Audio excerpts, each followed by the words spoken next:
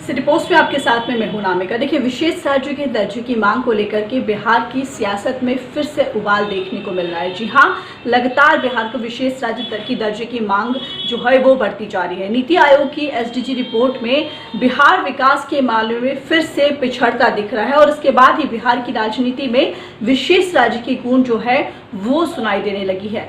सत्ता पक्ष खास करके जेडीयू जहां पिछड़ने का कारण विशेष राज्य का दर्जा नहीं मिलने को बता रहा है, तो वहीं विपक्ष विशेष राज्य के दर्जे की मांग को सरकार की विफलता से ध्यान हटाने का हथकंडा मान रहा है। नीति आयोग ने सतत विकास के लक्ष्य को लेकर के अपनी रिपोर्ट जारी कर दी है। इसमें बिहार सबसे निचले पायदान पर है। ये रिपोर्ट जो है वो सामाजिक, आर्थिक और पर्यावरण के क्षेत्र में राज्य और केंद्र शासित प्रदेशों के प्रदर्शन को बताती है।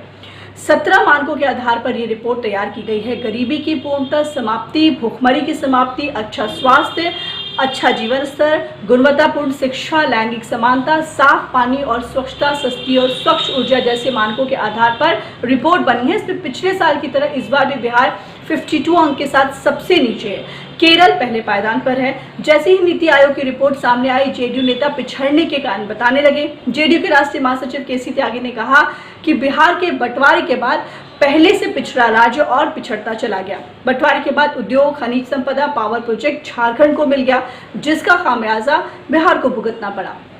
अब हम के नेता जीतन राम मांझी ने भी विशेष राज्य के दर्जे की मांग का समर्थन किया है। उन्होंने भी ट्वीट कर कहा कि कम संसाधनों के बावजूद नीतीश कुमार ने बिहार के 72 कानून व्यवस्था और बिहार शिक्षा महकमे को दुरुस्त करने में अपनी पूरी ताकत लगा दी है।